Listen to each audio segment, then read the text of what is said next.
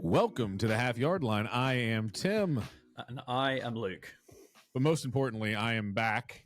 Yes. I apologize, dear listener, for my 1 week hiatus. I left you alone with Luke, who proceeded to trash talk my Steelers into oblivion. Thank you for that, Luke. They responded well to your criticism by becoming the first team in the history of the NFL to lose 2 games to teams 8 games under 500 when they were, in fact, over 500 entering that stretch. So Steelers setting new marks for being obliviously bad, just really terribly awful, bad, just real bad football. Like, and I didn't actually get to it on the pod because for those that missed last week's, I was doing a little solo playoff preview, and I didn't have the Steelers making the postseason. But when I did the playoff machine calculations, right, using the ESPN thingy where you pick all the games, I did have you beating the Patriots.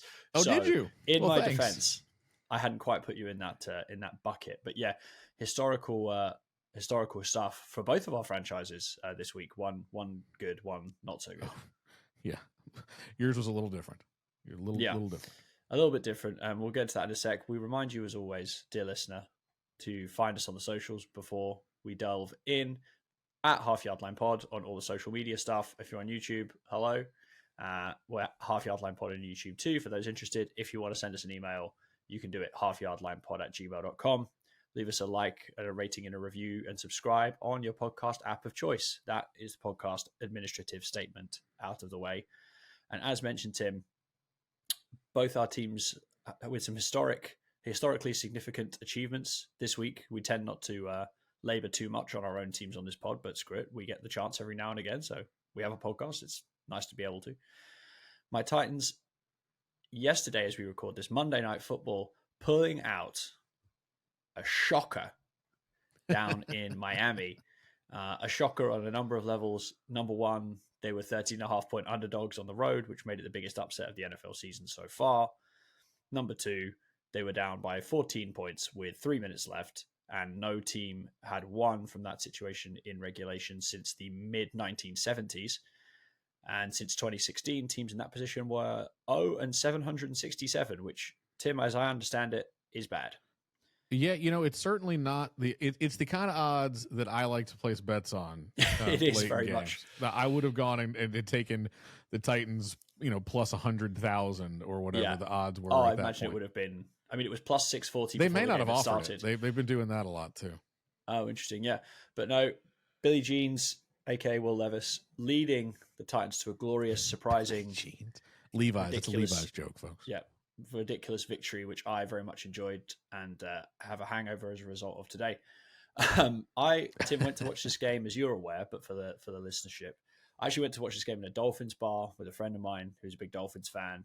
They're playing for significant playoff considerations. The Titans are playing for. I mean, they were playing for the number 1 seed. The sake of it, yeah. The Titans are there because someone has to fill out the opposite side of the schedule. You're required to play all your games. Yeah, could just park it. And enjoyed watching the game very much. Before I ask your kind of opinion on it as someone who's less biased than I am. A couple of funny things that happened in this Dolphins bar that I was at that I wanted to share with you and our fine listenership. So I got there, met my friend Mike, who may or may not be listening. If he is, hello, Mike. Hey, Mike. And he was chatting to another Dolphins fan who was sitting at the bar, shooting the shit about whatever. And I sat down, and the guy was talking to us about the game and what to expect. And he was, chatty guy. And then eventually he said, "Okay, I'll see you later." He went to the big room upstairs where I guess they have it on a projector or whatever. I left his beer. My friend said to me, the whole time I've been sitting here, and he'd been there for about 20 minutes before I was, the guy had just been peppering him with bet questions. Should I bet on this? Should I bet on that? And he was like, this guy's probably made 10 suggestions for different bets. And I've gone, yeah, sure. Why not? Go for that. No problem.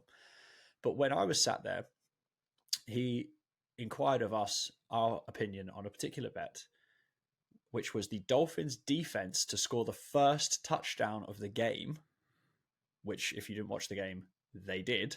That did. Yeah. And that was the thing that happened. And of course, our collective response was, that's a stupid bet. You shouldn't make it. Well, it is, and he shouldn't have. So this guy, you probably could have made, hundreds of thousands of dollars betting on the Dolphins defense score the first touchdown of the game. And he didn't. So that was quite funny. The other thing that was highly amusing, at least to me, and I did point this out to my friend, is, when you're at the stadium, someone gets a first down, the teams have like a chant, or they play a particular like piece of music, or there's or the sound effect or whatever, right? Like, you're familiar with this concept, I assume. Oh, yes. In the Dolphins bar, every time they gained a first down, they would just play the sound of a dolphin, making like almost a horse whinny, but it's a dolphin noise. Yeah, like that noise. Yeah, so right. Every time I turned to my friend, I was like, that's probably the least intimidating thing you could play outside of like a kitten's meow. Like, hey, we got a first down. Here's a sweet animal calling to its mate. I was like, why are you playing this part? It makes absolutely no sense. The fearsome dolphins. Hey, it does make a little bit of sense, I guess. It makes sense. I was just like, anyway. So I thought that was quite funny. But yeah, the more important thing was happening between the White Lions down there at Hard Rock Stadium. Titans coming from behind. Titans doing their absolute utmost to botch the game, and then somehow unbotching it in pretty dramatic fashion. What was your kind of take on the MNF escape that the Titans managed to author last night? Well, I consumed MNF a variety. I was not in a Dolphins bar. I consumed my Monday Night Football across a variety of platforms, and so I was initially in the back of an Uber watching on my phone, and then I was watching at the airport, and then I missed the glorious ending to the game live because I was on an airplane. However, my favorite method of consuming it was by reading your texts after the fact. So for those who weren't watching the game, obviously it looked like Tennessee had botched it in a way that Tennessee has, unlike other teams, they've sort of created this knack for fumbling punt returns. Yeah. And so you fumble the punt return, that gives up, a score, and then you immediately fumble. Yeah, I would also say, I think fumbling the punt return kind of undersells the level of like match fixing level fuckery that went on in that play. For those who didn't see it, the punt return allows the ball to bounce inside the 5-yard line, or inside the 10 to bounce inside the 5, leaves it, and then decides as it is descending to the earth, I'm going to grab it. Then sort of misses the ball but touches it, and then the Dolphins recover and score a touchdown in about 2 plays later. So it was a pretty epically bad. We've had some pretty bad punt return fumbles the last couple of years.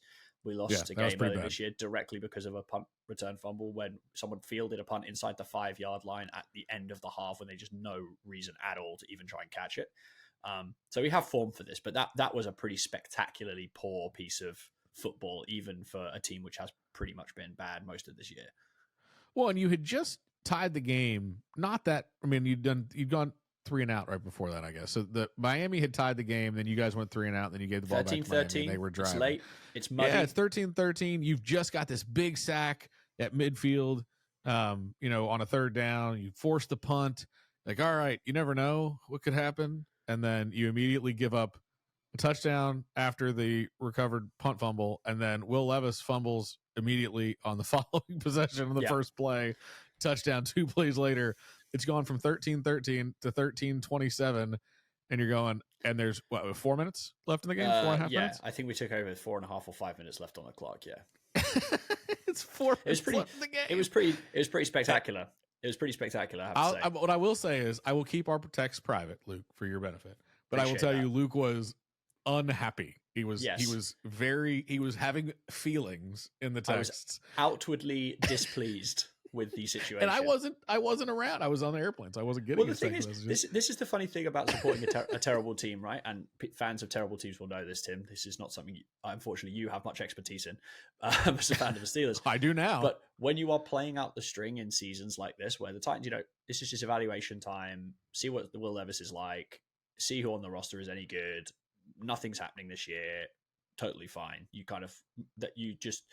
You don't go into games expecting things, right? You don't go in saying, we have to win this game. It's super important. Like the Titans could have lost yesterday. It wouldn't have made a huge amount of difference in the grand scheme of things, realistically, apart from who's picking where in the draft. But to do it in such an embarrassingly terrible way on primetime television, having held the high-flying, high-scoring Miami Dolphins offense to basically nothing all game, and then to gift wrap 14 points to them in about a minute at the end of the game was about as terrible as you can possibly imagine when you're watching it. Even as someone who I would consider myself fairly objective when it comes to lost seasons, of which this is going to be one to some degree at least. But it was pretty bad. But then Tim, future Hall of Fame quarterback Will Levis stepped up and led 2 fantastic long touchdown drives to win the game. Billy Jeans, after the game, looking like someone who had just consumed about 25 pounds of pre-workout. I've never ever seen any quarterback ever look as hyped after the game as he did. I literally thought it looked like his arms were going to like explode just from the sheer amount of like force being put into his celebrations, which I really enjoyed. And a guy who certainly plays the game with an intensity level which most could not muster, I would probably suggest. Yeah. So here's the question I have, Luke, for you on the game. And obviously, for those who didn't get it, Luke's text got appreciably happier after the first touchdown. I believe at one point you said something to the effect of, "This is why we're the worst team in football." Yeah, it was after the first touchdown. It was, "Or are we?" And then after the second touchdown, other things were said. Yeah. But if you're Miami, and I know you're not, but just give me a break here for a second. You're Miami. You have not played your best football today. You're trying to get out of here with a win. Tennessee has just cut the deficit to 6 points. There are 2 minutes and 40 seconds left in the game. It is 4th and 2 at the 33. Now,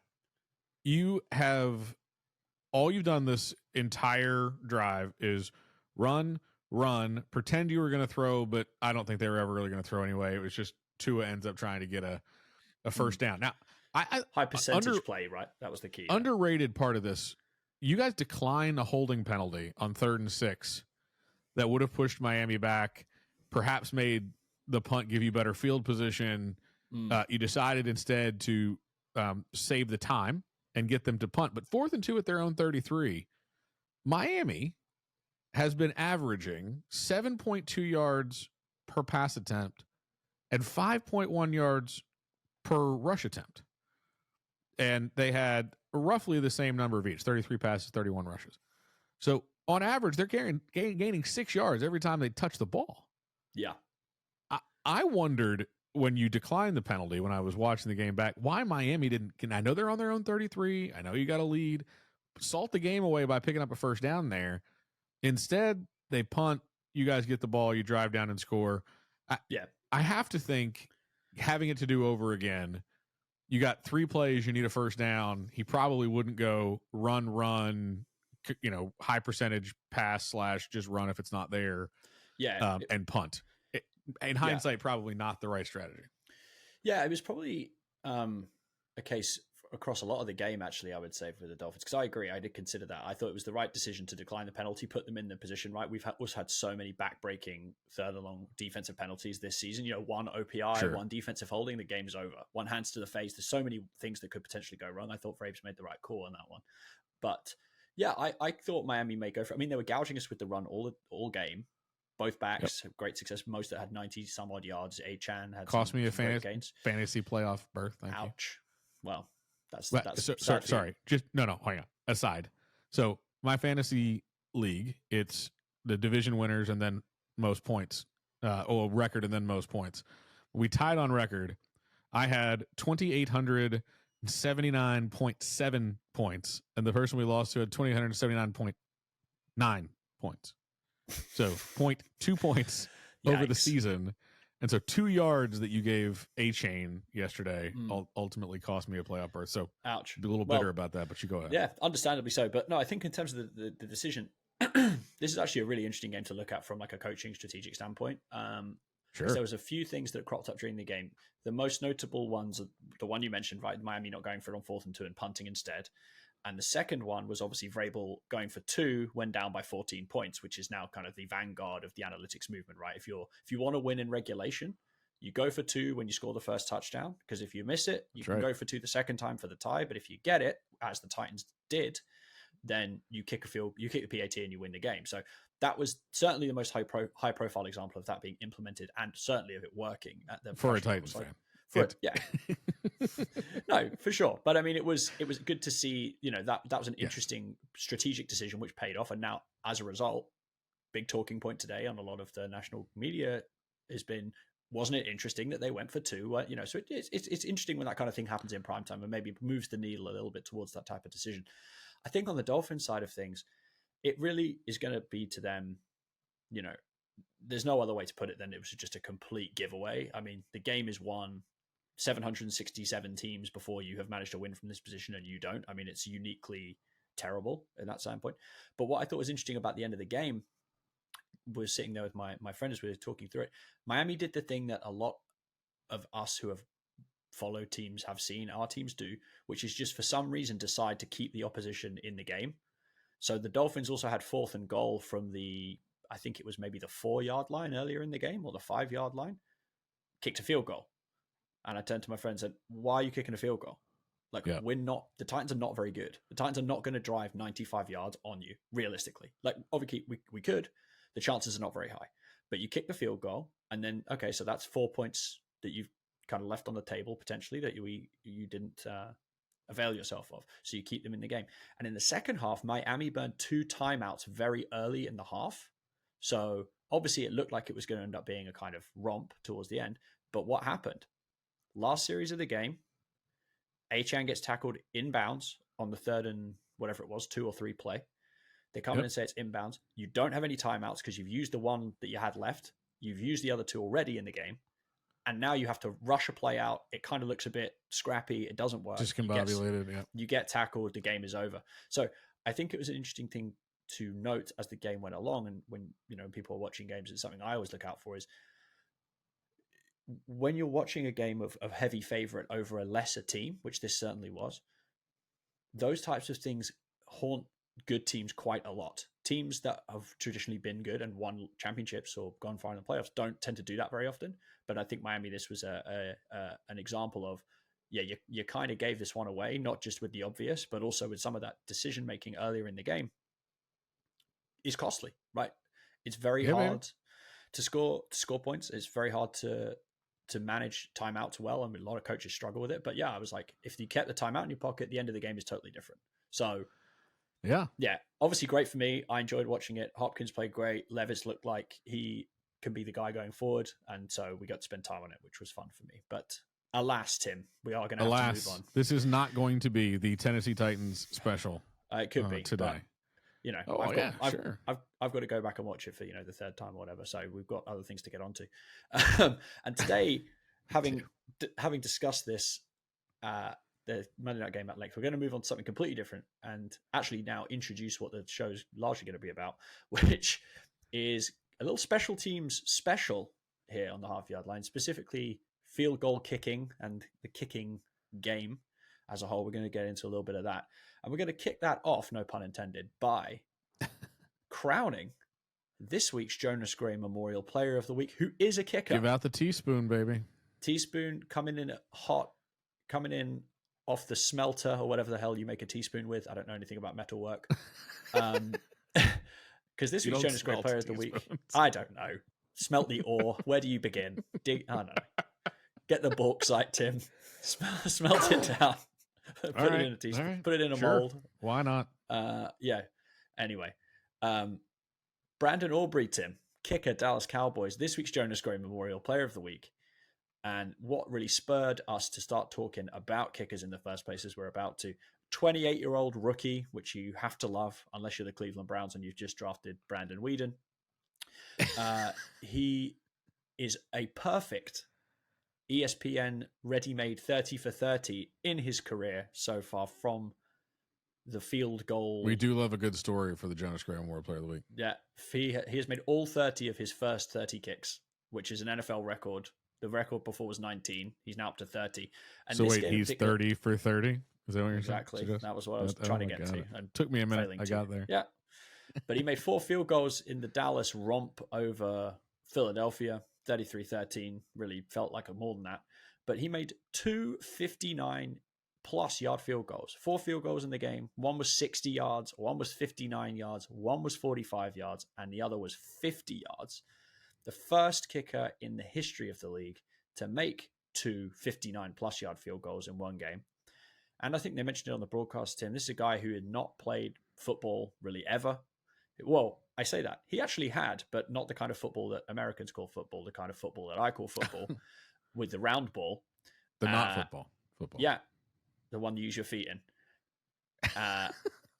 He was a soccer player for the majority of his life. This guy's he's 6'3", 208, so he's a pretty big dude for a kicker. But born in St. Louis, grew up in Dallas, and played amateur soccer throughout his youth, played for his high school team. And then he ended up going to Notre Dame and playing soccer there. That team won the national title while he was there. He played in the championship game, coming on for the last 10 minutes. He was a defender, for those of you who watch soccer out there. That's the position he was playing. I couldn't get any more information than that. I just said defender, so I'll take that. But we're going to call him a center back. Yeah, I think 6'3", you got to think center half, right? You know, strapping, good in the air. Anyway, right? We'll save it for the whatever we're going to call the other podcast about football, soccer. But he played 4 years. Is that what's coming? Soccer. Yeah, 4 years of soccer at Notre Dame, and he's got to be, Tim, the first and last player who was drafted in the first round to make the Jonas Gray Memorial Wall, because he was drafted in the first round of the MLS draft in 2017 by Toronto FC, who then released him. Then he signed for a team called Bethlehem Steel, which is a great name. That's like the Philadelphia Union affiliate team, apparently. I guess it's like the minor league affiliate equivalent in soccer. I don't know. Don't really know how MLS works. But he was released by them as well. So his professional soccer career did not really take off. He went to be a software engineer. And then he was watching an NFL game with his girlfriend in 2019, and someone missed a kick. And his girlfriend said to him, I think you could do that. Yeah. So, damn it all, Tim. Damn it all. Brandon Aubrey said, give it a maybe go. I can. Went and trained for 3 years with a former Mississippi State kicking coach. Worked out 3 times a week on kicking. And then was drafted in the USFL draft by the Birmingham Stallions. Of course, we all revel. Everybody watched the Birmingham Stallions. The 2-year dynasty that was the Birmingham Stallions. So he was drafted in that draft. So this is a twice drafted Jonas Gray player, if you want to think of it that way. Although, I don't know, Tim, do you know anything about how the USFL draft worked? No. I have. There had to have been lots of rounds because it was a startup draft, but I don't have. It was a startup draft. Every team they drafted a kicker in the first round? No, that was the MLS draft. What round did you go in the... Well, this is what I'm getting onto. So in the USFL draft, teams drafted the same position in every round. So round 1 was quarterbacks. Rounds 2 and 3, I think, was defensive ends, then offensive tackles. So each round had a specified position you had to draft in for those rounds, which is kind of weird. Got it. Kickers were the 32nd round, so not the most prime time. And do you know what 3 positions came after kicker? You'll get 2 of them. Punter? Yes. Long snapper? Long snapper was the last round. And punter, long snapper, and... tight ends, Tim. A slap in the face for the tight end community. They were drafted in 30 I don't know about that. Something. So yeah, he played for the Birmingham Stallions for 2 years. Was an all USFL team. The Birmingham Stallions, of course, won the USFL both years of its existence. Whatever it's going to be now, I don't know, but they won it both years. And then he got his release in 2023 after the season ended earlier this year, so he could sign with the Cowboys. Special Teams Player of the Month for October, extending, as I said, that record of consecutive kicks to start a career, consecutive made kicks, 30 and counting. And Brandon Aubrey, a guy who has played almost no football ever, then nearly was a software engineer, then decided to try this kicking thing because, hey, I got to make a living, and is now the probably one of the most prominent kickers in the entire league and a Jonas Gray Memorial Teaspoon Award winner. So congratulations, Brandon Aubrey. You and your huge leg are well deserving of the award. And more importantly than any of that, Tim gave us the idea for the podcast. So I'm sure that'll be the number one thing he takes with him from this week's achievements. Certainly should be. It should be. But he made, as I say, a 59-yarder and a 60-yarder. And it got us to thinking here at half-yard line, Ink. Head offices. Yeah, ink.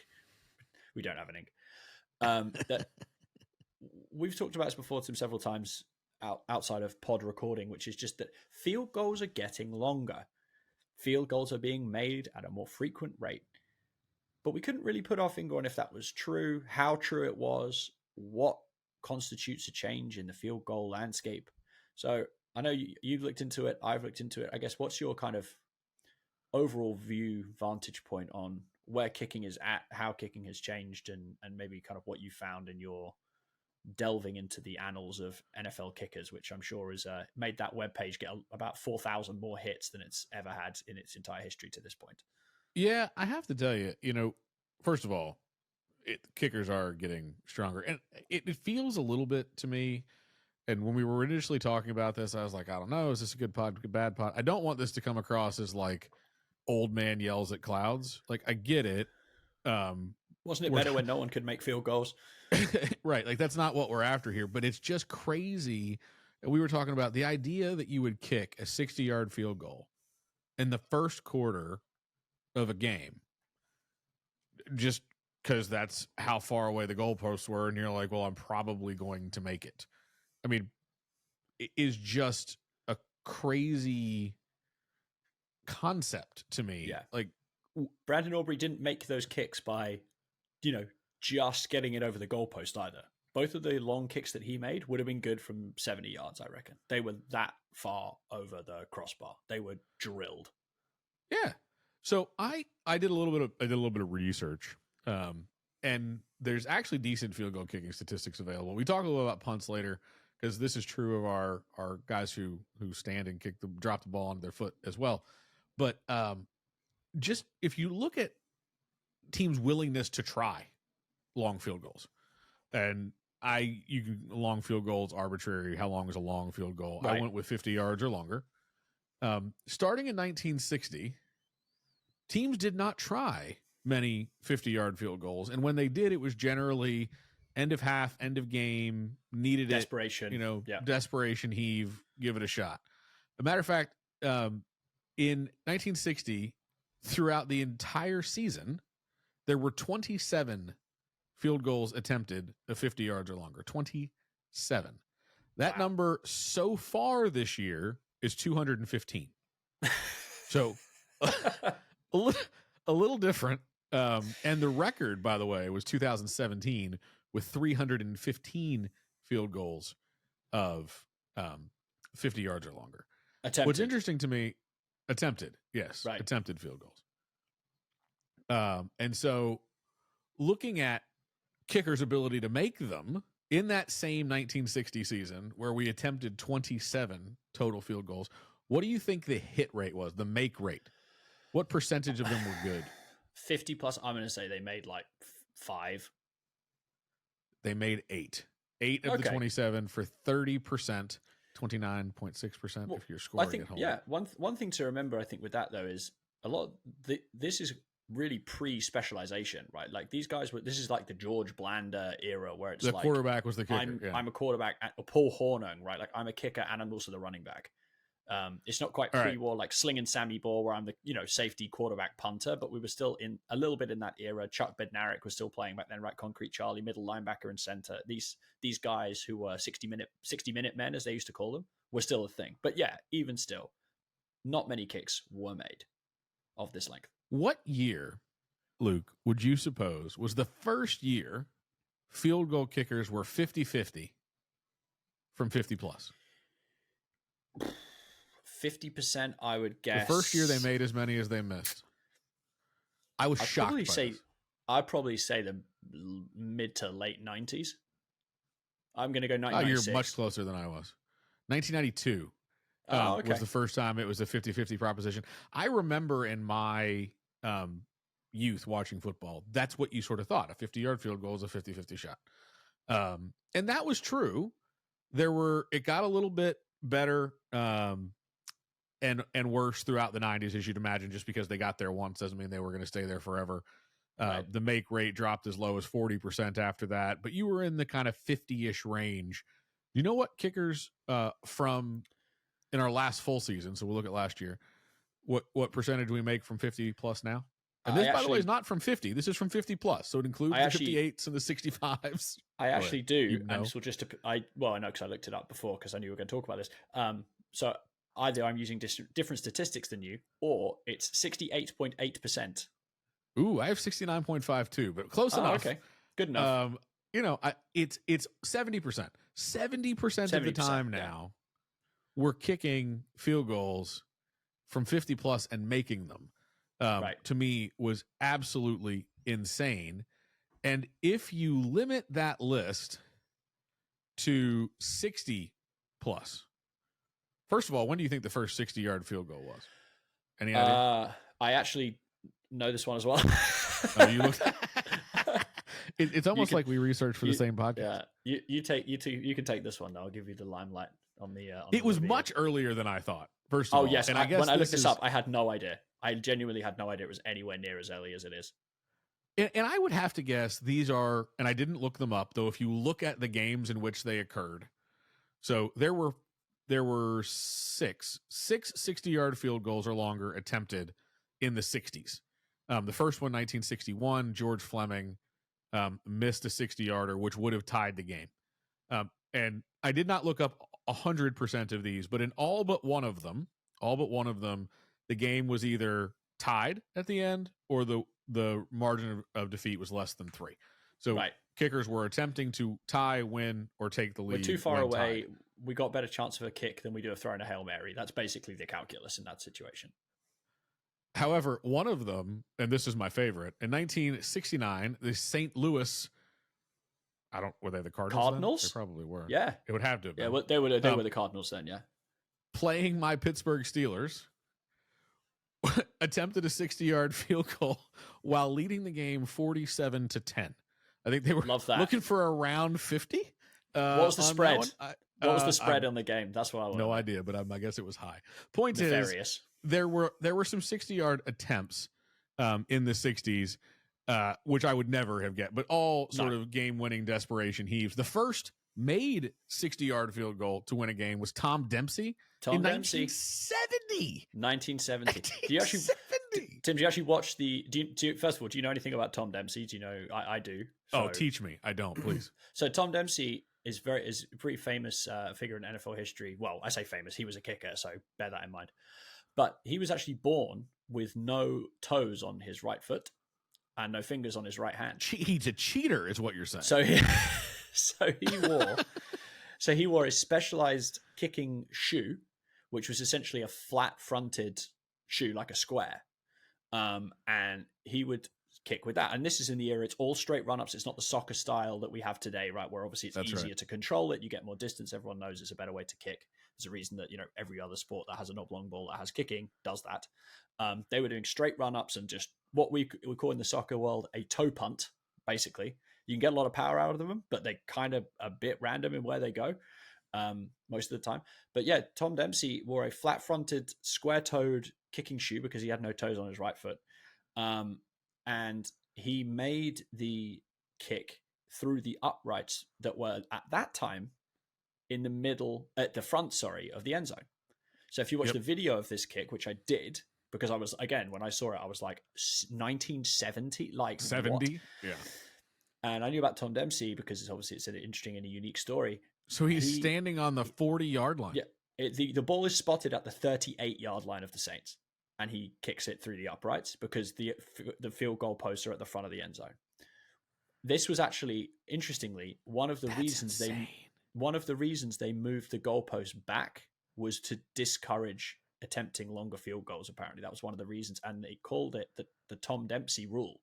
That's what it was referred to at the time by people, because they wanted to make the field goals longer, so they moved the goalpost 10 yards back. I mean, obviously, there's an also getting it out incredibly of the way obvious safety implication, which I'm amazed they didn't think of. But it was the 60s, 70s, so they probably didn't care. But yeah, he kicked it from inside his own half. Do you know where that game was played? You don't. Do I know? Sorry, the game where I do. Well, I mean, I think I do. Yeah, it was New. So it's played New Orleans. New Orleans. Yeah. Obviously, the Superdome was not yet built. It was at Tulane Stadium in Well, of 1970. course.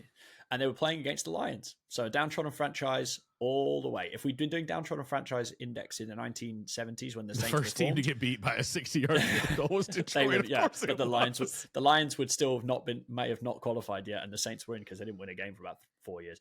But yeah, 1970. But then we went a long time, right, until the next 60-yard field goal gets made. Almost a quarter of a century, essentially, right, or slightly more, until we get the next 60-yard field goal, which I believe is Jason Elam, which was 98 for the Broncos. Obviously, altitude, etc. in Denver enables longer kicking. Is that not right? I have to correct you. Is there one in between? You have now. You. I think the problem, sir, is you discounted 60-yarders on the nose. I think you were looking at greater than 60. 60 because plus. there were 2 60-yard field goals before that. One was Steve Cox in 1984, Cleveland. Strike here. Right. In a losing year or a losing effort so somehow you make a 60-yard field goal and lose by 3 points. That one I don't. Also, wasn't really that the year that the kick? Wasn't that the year that Mark Mosley won MVP, who was a kicker? I believe you. He's the only kicker to win MVP. I'll tell you that for a fact. He played for Washington, but I think it was 1984. You should have known this one, by the way. Morton Anderson had a 60-yarder in 1991 while playing for New Orleans. So New Orleans first team with 2. Hall of Famer. Hall of Fame Morton Anderson with a 60-yarder. Another in a losing effort by 3 points, by the way. I just find that wild.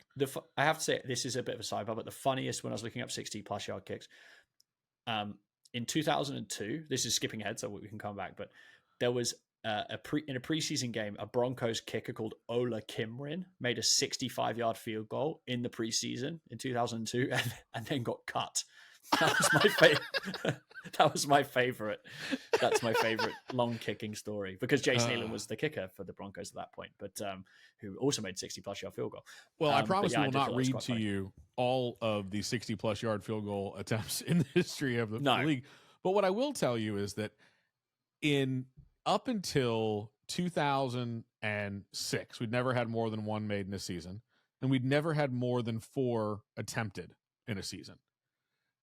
Ever since 2010, there have been at least 5 attempted in every season, which to me is wild. We have had double digits attempted each of the last 2 full seasons. We've had 9 so far this year. I am confident we will get to 10.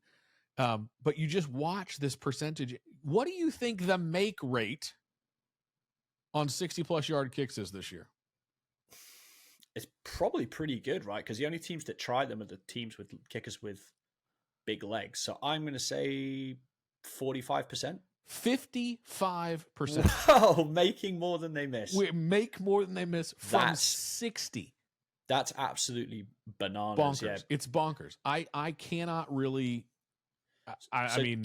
So, Tim, how many have been made? How many have been made this year, did you say? No, how many have been made this year? There have been 5 made, 4 misses. 5 made, 4 misses. So before 2018, this is a stat I looked up, which is relevant here. Only 17 60-yard field goals had ever been made in the history of the NFL before then. That's only 5 years ago. And in this year alone, we've had 5. Yeah. And also this year, by the way, we had 2 in the preseason. 4 of those. There were 2 in the preseason this year. Well, I'm willing to try them in the preseason too. 4 of those that you mentioned are pre-2018 all came in 2017.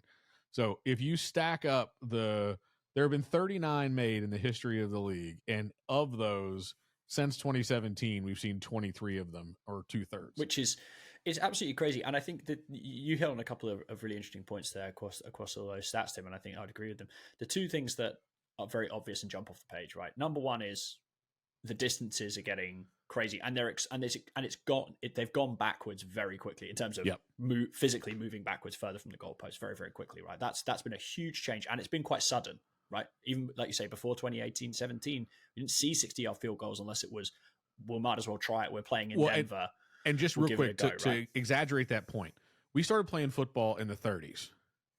The 20s, really, if you really want to get... I mean, we had the 100-year anniversary of the NFL 2 years ago, right? Or whatever, yeah. So we've been playing football since the 1920s. And since it took from 1920 to 1992 to get to where kickers could make 50-yard field goals on average 50% of the time. Between 1992 and 2022, we've gotten to the point where they make 60-yarders an average of 50% of the time. Think about the compression in the improvement of field goal kicking over the last 2 decades is insane. No, that's exactly right. And the second thing that you mentioned, which is also true, is the rate of kicking success is just exploded too, right? So not only are we going further away, we're also making them at a much higher clip. The make rate for 50-plus yard field goals right now, so in 2023, to date, is the same rate as kickers made 40 to 49-yard field goals in 2002. Yep. And it's the same rate as kickers made 30 to 39-yard field goals in 1980. So we're over 50 yards away is more successful now on average than a 30 to 39-yard field goal was in 1980. Now, I know 1980 is now 40 some odd years ago.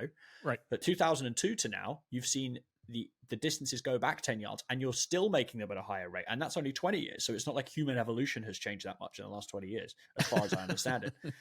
But I think it's really interesting to see the make rate goes up.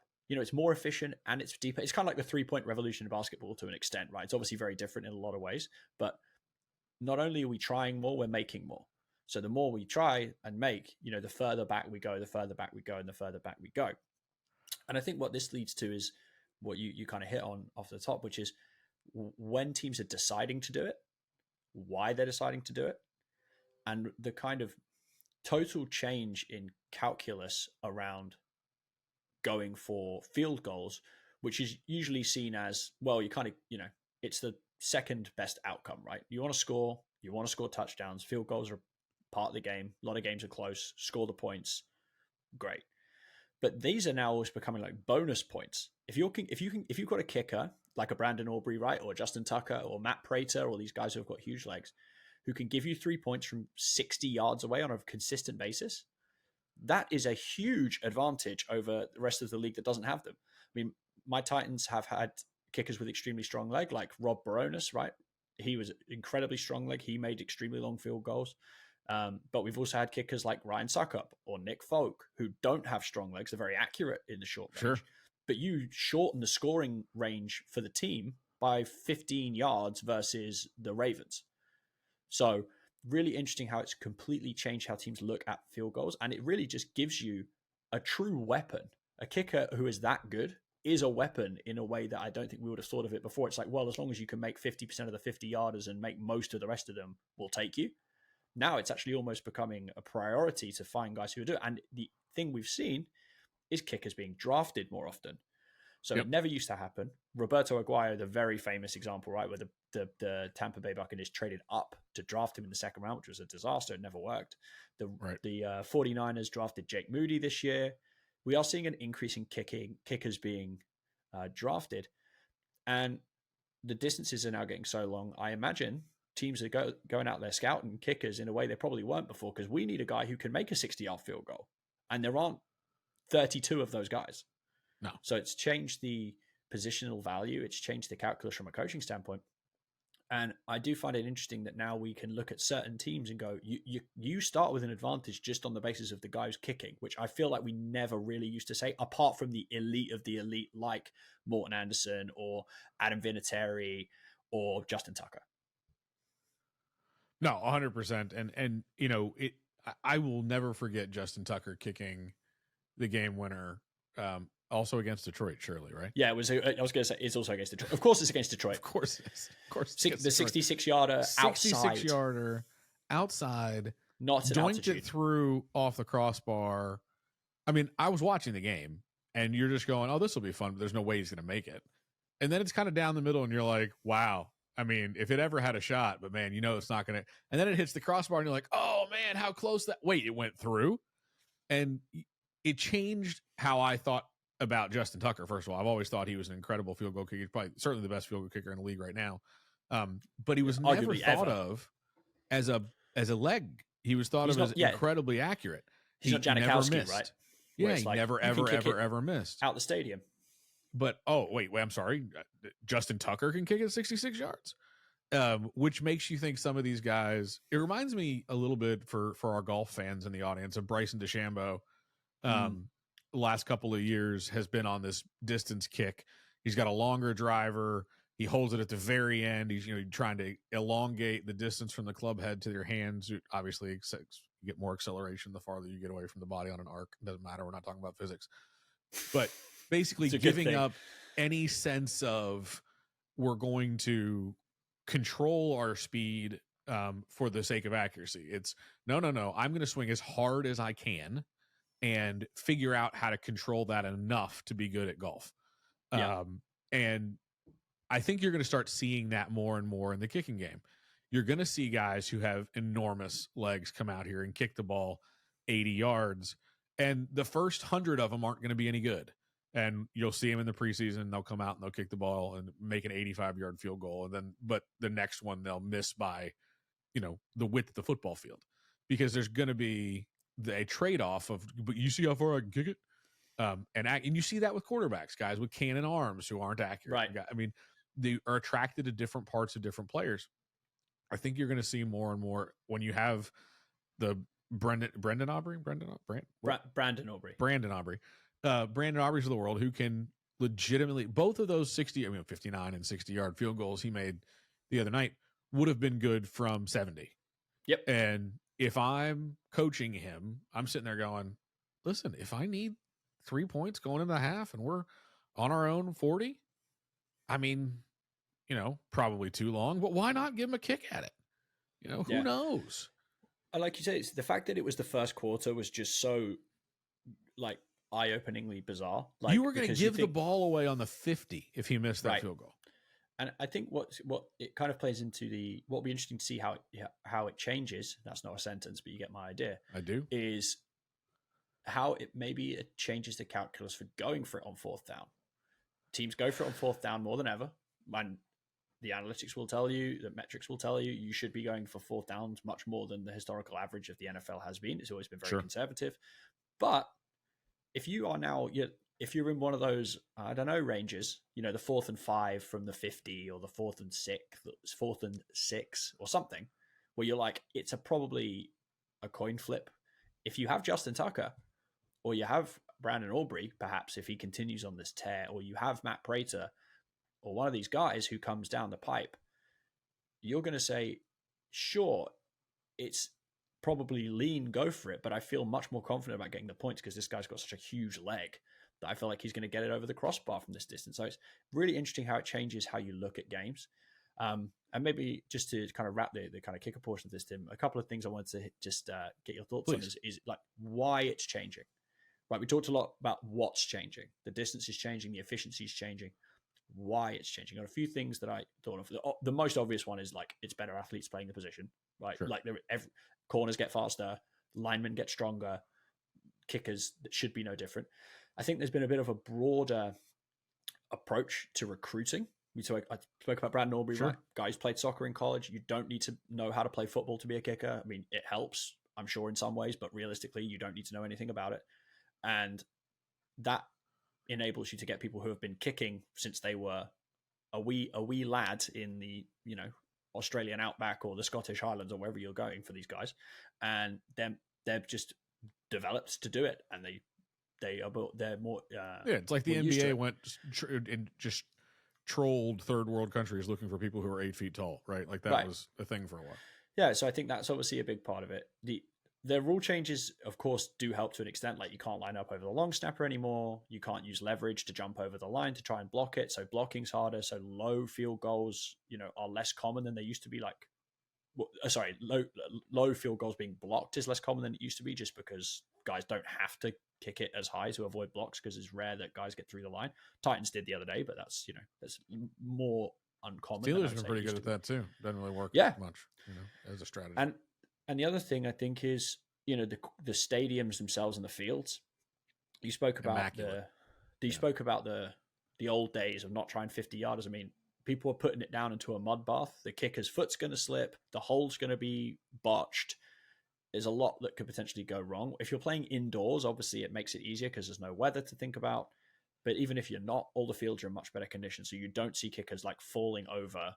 I feel like that did used to happen more frequently, where they looked unsteady, but it's like, no, the operation is now rock solid. And unless it's, the tuck rule game or a monsoon, kicking still happens in a way More that you games are probably in would have flushed domes. it. More games are in, to your But point, I'm on saying turf fields. even the outdoor ones, right? You still Yeah. just don't see botched operation as often.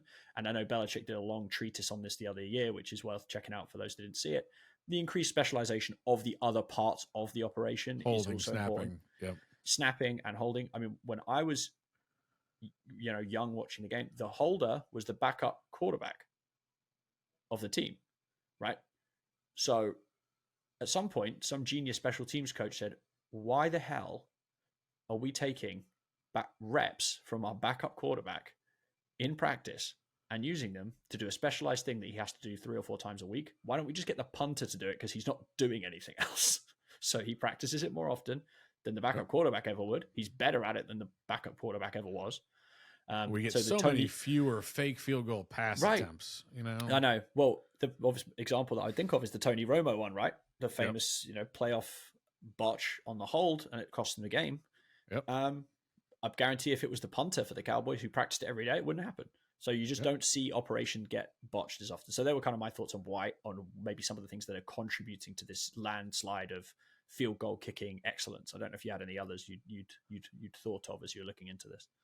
No, I mean, I still think the vast majority is tied to the things that you said. Both the athletes themselves are getting bigger, faster, stronger. Humans are bigger, faster, stronger.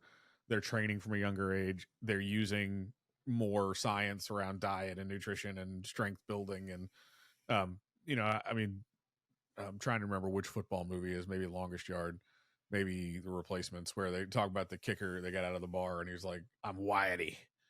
This idea that, there's scrawny little wiry kickers who can kick the ball. Right. Well, yeah, they are. But if you get a not scrawny little guy who's, 6'3", has very long legs and they're muscular, but he's also flexible enough to, put his body into it, the ball's going to go farther. That's just physics. And so there's some of that. I think to your point around the field quality is completely underappreciated. We're talking about, even in my football watching career, going back into the early 90s, you were playing on, some of the fields were still baseball fields, and you would run across dirt halfway down the field. Like that was part of football, is sometimes you had to run across the old infield. And, the idea that the turf would be replaced if it was bad, or they'd resod if it was like that was not 1990s football. Nope. And so the game has changed a lot in the last 30 years. The amount of money that's in it, the expectations of the quality of the field. I mean, people seem to forget. The players love to complain now about, AstroTurf's terrible. AstroTurf's terrible. No, AstroTurf from 1980 was terrible. That was like, it was plastic carpet on concrete. And, those guys, you want to talk about concussions, but, kicking on that stuff wasn't any easier. And so when you've got a perfect surface every time, you've got specialized people snapping and holding every time. And listen, it's not going to be that much longer before holder is a position. And I think Bill did a really good job explaining all of that. Even, the punter, while certainly an option, you're going to start to see, I think, the need for that to be so perfect that people who are really good at it are going to get jobs to do that. Especially as kicks become longer and they become a bigger part of the game. So no, I believe all of that. I think human beings tend to rise to the level of the expectations. And when you see a guy make a 60-yarder, you go, oh, so you can make 60-yarders. I guess we should try that. And then you practice them more and you put them more into, end of practice type. All right, we need a long one. Coach is more willing to try it, right? Because the guy's done it. You're 100%. Not going to be the first guy.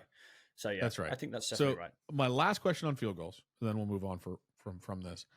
Luke, what's the outcome here? Do we start to see 70-yard field goals, or are we going to see 75-yard field goals? And if we do start to see longer field goals being made more regularly, teams, kicking from their own half of the field, in the early days of the NFL, we moved the goalpost back. I don't think we're moving them back any farther, but there was, during the mid-aughts, late or early teens, a movement to make the goalpost narrower. Our field goals too easy. Too easy. I remember extra points were automatic. what do we want to do something about making field goals harder so that, teams have to think more about it? Do you think that's the way it goes? Do you think we see harder field goals, or do you think we just enjoy the power display and let the guys kick them from downtown?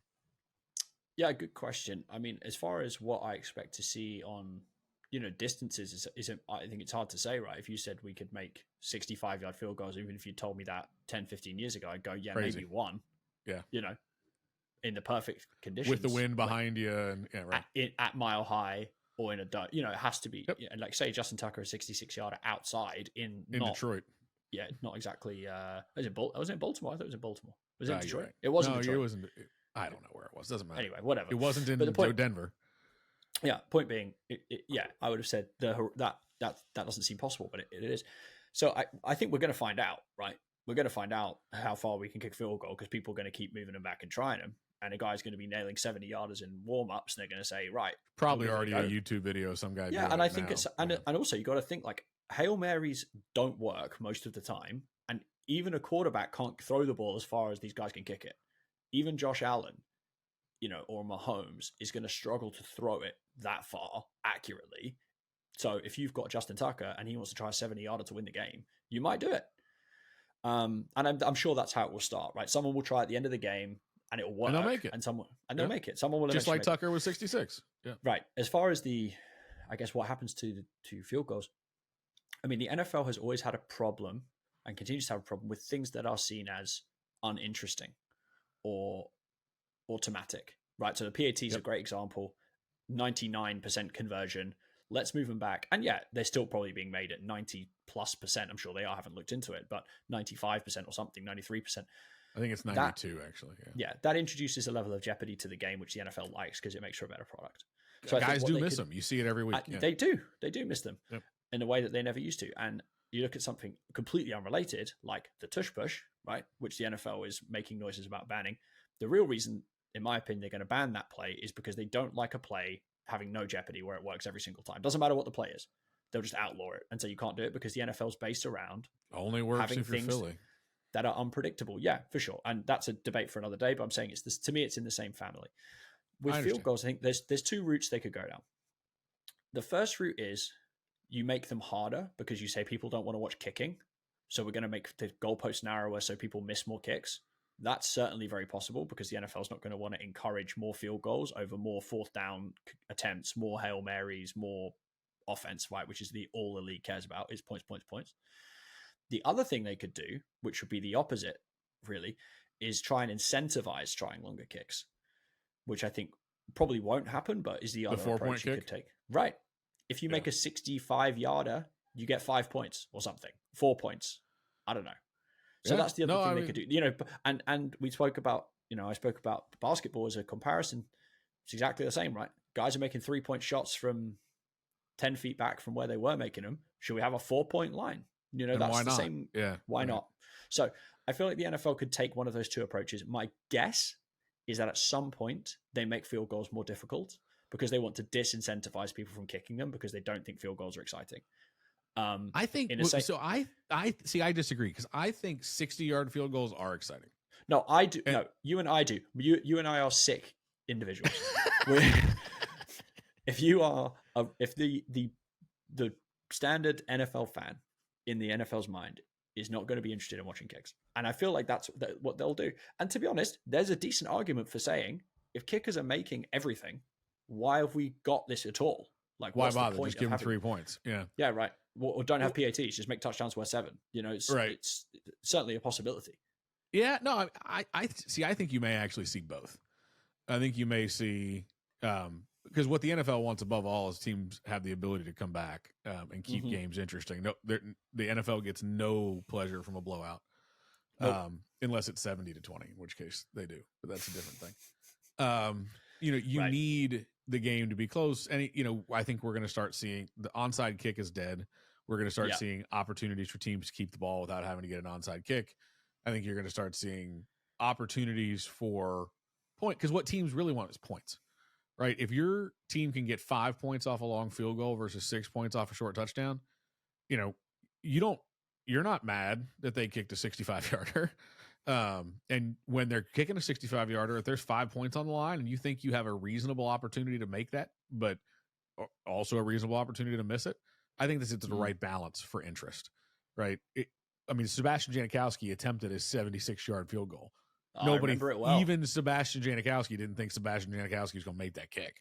But if we can line guys up at 65 and go, it's 50-50 shot here and I may get 5 points out of it, I think you'll see teams try it. I think you'll see fans into it. So I think you might see them make it more difficult as kickers get better, but I also think you may see them incentivize longer kicks, because the other side of longer kick attempts, if you try a 65-yard field goal, you're giving the other ball the team on your half, the other team the ball on your half of the field, and that's going to have more points going the other way.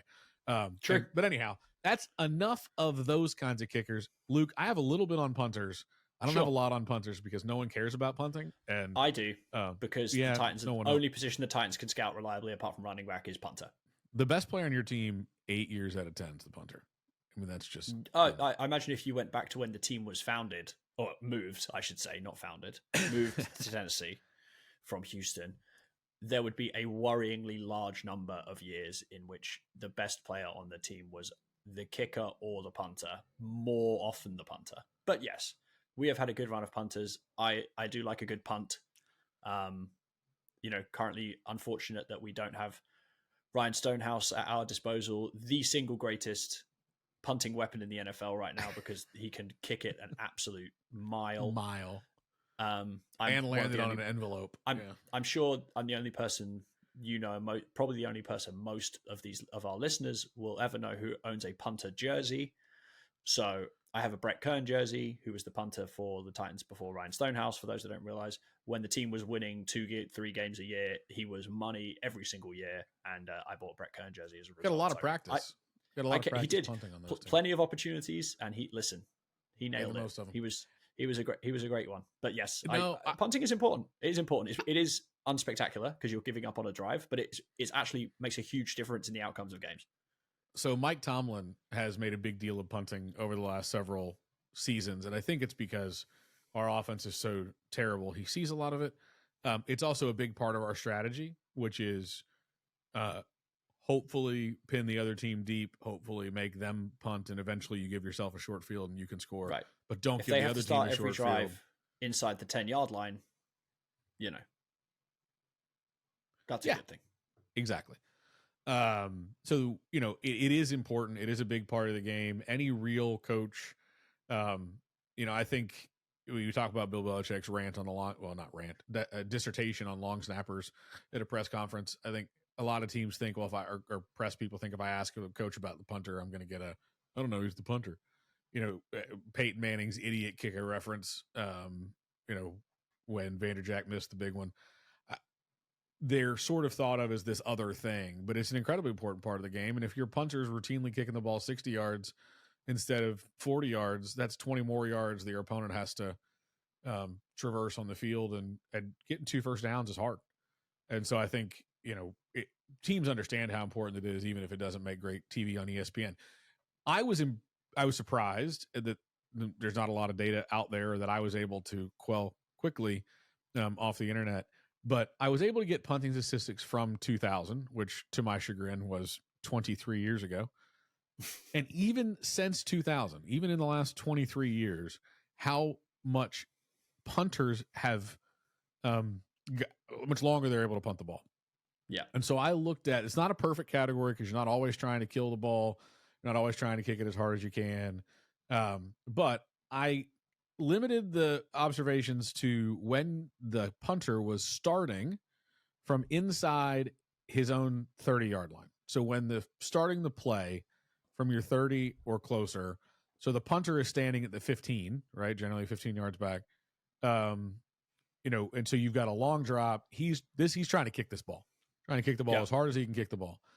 Even in the last 20 years, we have seen the average punt from inside your own 30 increase from 41 yards per punt to this year was the first time that we have seen the average punter average 50 yards per punt. Average, not his good one, the average one. You've got punters who are averaging over 60. Individual players who are averaging over 60. You've got punts that are routinely, I mean, the longs in the league this year are over 80, which to me is, 83 yards is the long punt in the NFL this year. That's crazy town. That's nearly the entire length of the field. Yeah. I mean, the punts are, and for those people who don't know, punts are measured from the line of scrimmage, not from where the punter is standing. And so if you're punting 83 yards, first of all, you had to be inside your own 17, which means you're standing in the end zone and you have gotten the ball inside the opponent's red zone. That's the definition of flipping the field, right? And that's a huge weapon. Right. And there's lots of punters who have 83 is the long. We've got several 79, 75, 76, and those are inevitably hit and rolls. I get that. No one's punting the ball 100 yards in the air. But, I mean, that kind of weapon on a team really does change the field position by 2, maybe even 3 first downs. And if you're adding 2 or 3 first downs to your opponent's drive, that's tough. And on average, you're adding 1 first down more than we used to. And you wonder why offenses, even as the rules have been more and more tweaked to benefit the offense, it gets harder and harder to score because we're starting from farther and farther back. Used to, I mean, this was the theory for NFL football in the 90s. I watched a lot of it, right? You would start a drive on your 20 after a touchback. You would try to get to midfield, and then you'd punt. And then you'd try to keep them inside their 20, and then they would punt to you, and you would try to get the ball at your 40. And then you'd move, you want to get 20 more yards, get inside opponent's territory and kick a field goal, or get inside opponent's territory and score a touchdown. But there was sort of this 2-drive approach. You weren't really expecting to score an 85-yard drive. That wasn't the way football was played. It was a field position game. It was 3 yards in a cloud of dust. And you were trying to get to where you were trading punts. But when you traded punts, you started farther and farther forward every drive. And eventually the field was short enough you could make enough plays. Very different NFL today.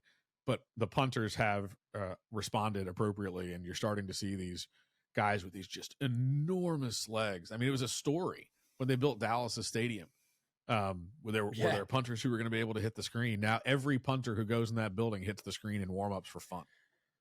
It's just crazy to me. Well, I remember that they've grown as much as they have. Yeah, Ray Guy, the only punter in the Hall of Fame, famously hit the roof of the Superdome, I think, with a punt in I think it was in a Pro Bowl game or an All-Star game of some kind. But yeah, he hit or maybe not. But regardless, he hit the ceiling and hit the rafters. Now I'm sure there are a lot of other NFL punters who can probably do that. But Ray Guy very much ahead of his time, and as say, only punter in the Hall of Fame for a reason. But yeah, you're right. I think the interesting thing with punting is there's also different types. People tend to think of punts as punts. I've got to just boom it. And that's really important. And I think the one you hit on that I would make the most kind of put the biggest circle around is those ones inside your own end zone, which we need to get the hell out of here. If a guy shanks a punt from inside his own end zone, it's a field goal. Pretty much opponent starting on the 35. Yeah, they're going to score. So you need to make sure you can give it the distance. But, punters also need to generate hang time to prevent returns, although that's no longer as much of a consideration because teams don't return punts for as much as they used to, and with far less success than they used to because of all the rule changes. But they also have to be able to hit those little, high, almost chippy ones inside the 20, inside the 10 with plenty of hang time on, so that the coverage team can get down there and catch it. So they do have to have that ability. It used to be the coffin corner punt, Tim. I know you remember these days fondly, where they got you got to hit a coffin corner, and you don't see them much anymore, directional punting in that way, because I think generally they just put so much air under it, the guys can get there and catch it. They don't really need to worry about putting it out of bounds at the 2-3 yard line, but some guys can still do that. But you do have these different types of punts that you have to be able to execute as a punter. It's not just about having an enormous leg, although that obviously helps. A guy like Ryan Stonehouse, who obviously I have the pleasure of watching, is fantastic at that as well. He can put plenty of air under the ball, he can directionally punt, and he can also boom it. I think, and remember fondly when you and I were at the Titans-Patriots playoff game that the Titans won, the Tom Brady's final ever game in Foxborough for the Patriots that they lost, and the Titans beat them. We were in the stands going, the Titans were punting with, inside 2 minutes left. And you think, God, Tom Brady's about to get the ball. There's a sense of dread. And you and I looked at each other, and Brett Kern, who has been mentioned more times on this podcast than on any other podcast he's ever been mentioned on, I'm fairly sure. We said, unless he has his own. We need a slow roller that takes ages and stops anywhere inside the 10. Brett Kern catches the snap, punts it, bounce, roll, stops at the 1 yard line. Yep. And you turned to me and you said, this game is over. Yep. And obviously, because it's Tom Brady, I said, no, it's not. And then he threw a pick six on the next play. Pick six, okay. His last pass as a Patriot. Yeah. But yeah, that showed the important. That was a game. And when teams are not as good as other teams, it makes a big difference, because it's we talk about on the pod a lot, hidden yards, hidden plays, little things that you don't show up in the telecast. They don't get talked about by the announcers, but they make a huge amount of difference in the way that games are decided.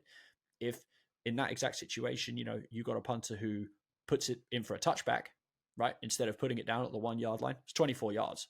You want to give Tom Brady 24 free yards at the end of a playoff game that you have somehow got the lead in? No, you don't. And it's not glamorous and it's not sexy. And I think because punts represent failure in a way that field goals don't, because obviously punters don't score points. If you're punting, it's because you haven't succeeded in your offensive goals for that particular drive, because you're kicking the ball to the other team. They do get looked down upon, as you say, as a kind of a lesser than sort of weird, redheaded stepchild of NFL rosters. But similar to what we said with kickers, when you've got a good one, you notice. And when you've had the other thing you notice when you have a bad one. So teams that have got bad punters, bad kickers, who are cycling through over and over and over again, and you go on the waiver wire every week, those teams go, why can't we just find a decent kicker or a decent punter? And the answer is because there aren't that many of them. There's a reason that there's one Justin Tucker, or there's one Stonehouse, or one of these, Tommy Townsend, or whoever you want to say, Johnny Hecker before this, who was a great punter, and is still playing, but was all pro a few years. There's not that many of them. So don't just presume that anyone can catch and kick it, and don't presume that anyone can put it through the goalpost, because we're here to tell you that's not true. And you should put, Tim, some respect on the names of those brave men who step up there in their tiny helmets and tiny shoulder pads against much larger human beings and kick it away. One last thing I want to say, zero mistakes. Yeah. And one last thing I want to say, Tim, before maybe we wrap this up, is we've spoken a lot about the past and how things have improved and how things have changed and how kicking is more impressive and punting is more impressive. One thing that's definitely changed for the worse, in my opinion, is kicker and punter face masks are no longer entertainingly 1 bar non-existent. I miss the 1 bar or the 2 bar punter or kicker face mask. And this kind of thing. Is that now illegal, or did guys just choose to stop having it? No, it's illegal. There are certain face mask designs you can select from now, with and without visors. It was all about the ball cannot go through your face mask anymore, and then they want as few appendages and fingers and hands getting in there, right? Because they look like old-timey football helmets. Like you expect to see like Frank Gifford running around but it was like the 1 bar that was, and people who are listening to this can't see it, I'm doing it around my chin, 1 bar like here. That was it. I was like, watch us on YouTube. Don't ever have to. I hope you never have to make a tackle. Yeah, no, I mean it's wild, and it reminds me of those, like the costume ones the kids get, where it's just a plastic thin thing. I mean, I don't know. Might as well give them a leather helmet. I think it probably would have protected them better.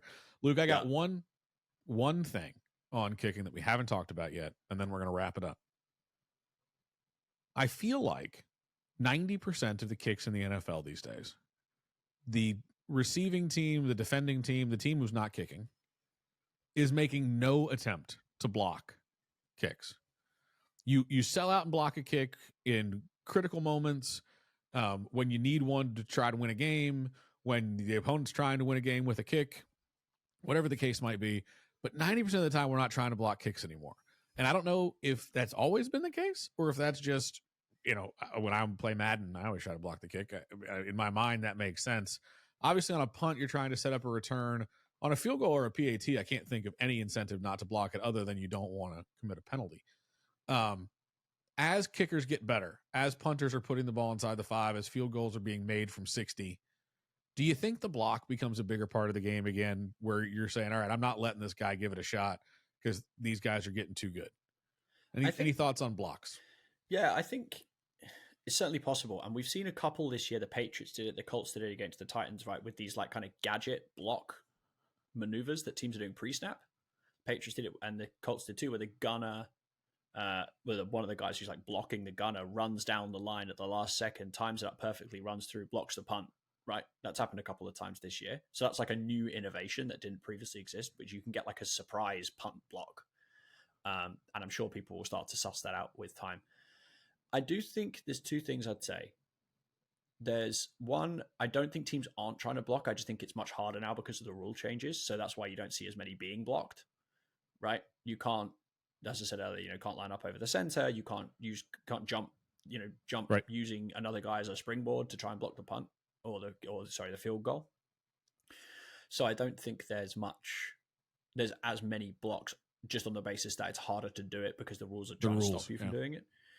And the second thing I would say is that the block itself, it is kind of random as well. Like you see guys get penetration and the ball, in the old days, it'd be the guy runs around the end of the line, dives, and the kicker kicks it through like his hands or something like that can also happen. So they are kind of random. I don't think there's a way to like crack how to block punts. And if anyone ever does it, everyone will immediately copy it and it'll become impossible to stop. So yeah, I don't think that people aren't trying to block punts. I just think it's harder to do because of the rule changes. And I don't know how many teams are going to say, we'll go for a block. And if we, especially on a punt, if we mess this up, it's a first down for the other team versus just saying, you know what, let's just send a guy back there, fair catch it, and we'll give our offense the ball. I'd rather take my chances on that unless I need one, momentum change play, like a fake punt or a fake field goal or any of those types of special teams things. Sure. I just feel like the risk reward isn't there most of the time because, yeah, if you get running into it, it's fine. But if you rough the punter, that's 15 yards and a first down to the other team. And wouldn't you rather have just had a guy back there fair catching it and giving the ball to the best players on your team who are the most of the time going to be on your offense? Yeah, fair. So yeah, I just think it's probably the risk reward for coaches. Bring back the block. Bring back the block. Like it. Tim, that is going to do it for this week's pod. We're going to kick or punt this pod off into the internet ether from which it can be consumed by you, the listener. We hope you find us on a podcast app of your choice. If you haven't already, like, subscribe, rate, and review. You can find us on YouTube. Check out what the faces behind these voices are. Or we put it on mute and try and guess for yourself if you feel like it. But, that's a weird game to play. You can also hit us up on the socials at Half Yard Line Pod. You can find us on Instagram, TikTok, other things, Twitter, X, whatever the hell it's called, Threads. So at Half Yard Line Pod across all those platforms. And yeah, email us at halfyardlinepod@gmail.com if I didn't say that before. But we wish you very well in your week to come. Hope you enjoyed our treatise on the kickers and the punters of the NFL. As always, bringing you something fresh that nobody else in their right mind would spend an hour plus talking about, but we hope you've enjoyed it. We will be back with you next week. Hope you have a good one and enjoy week 15. Peace. Happy holidays. Bye.